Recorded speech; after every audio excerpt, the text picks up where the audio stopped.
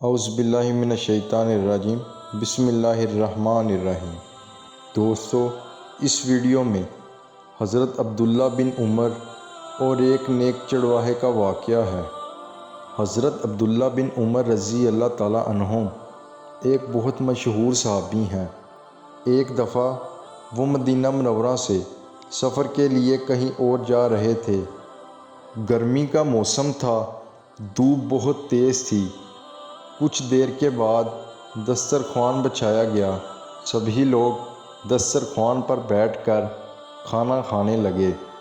تبھی انہوں نے دور سے دیکھا کہ ان کی طرف ایک شخص آ رہا ہے۔ وہ ایک چرواہا تھا جو اپنے مالک کی بکریاں چرایا کرتا تھا۔ وہ چرواہا ان کے قریب آیا اور آ کر ان کو سلام کرنے لگا۔ حضرت عبداللہ بن عمر نے انہیں کھانے کی دعوت دی۔ اس نے کہا، حضور میرا روزہ ہے۔ سب لوگ بڑے تعجب سے اس کی طرف دیکھنے لگے کہ اتنی سخت گرمی میں اس شخص نے روزہ رکھا ہوا ہے۔ حضرت عبداللہ بن عمر نے سوچا، کیوں نہ اس کا امتحان لیا جائے؟ تو انہوں نے اس چرواہے سے کہا کہ بھائی، تمہارے پاس تو بہت بکریاں ہیں، کیا تم ہمیں ایک بکری بیچ دو گے؟ ہم تمہیں اس کی قیمت دیں گے اور تم اپنی افطاری کے لیے اس کا گوشت بھی رکھ لینا۔ چرواہے نے یہ سن کر کہا کہ حضور، یہ بکریاں میری نہیں ہیں، یہ بکریاں میرے مالک کی ہیں۔ میں بس یہ بکریاں چرایا کرتا ہوں، میں یہ کیسے دے سکتا ہوں؟ حضرت عبداللہ بن عمر نے کہا کہ بھائی، اتنی ساری بکریاں ہیں، تمہارے مالک کو کیسے پتہ چلے گا؟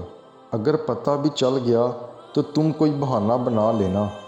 تو چرواہے نے اس بات پر کیا خوبصورت جواب دیا۔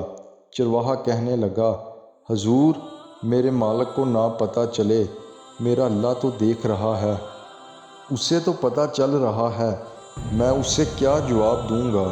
چرواہے کی یہ بات سن کر حضرت عبداللہ بن عمر رضی اللہ تعالیٰ عنہ بہت خوش ہوئے اور مدینہ پہنچ کر بکریوں کے مالک سے ساری بکریاں خرید لی اور چرواہے غلام کو بھی خرید لیا، اور یہ ساری بکریاں اس چرواہے کے نام کر دی اور اسے آزاد بھی کر دیا۔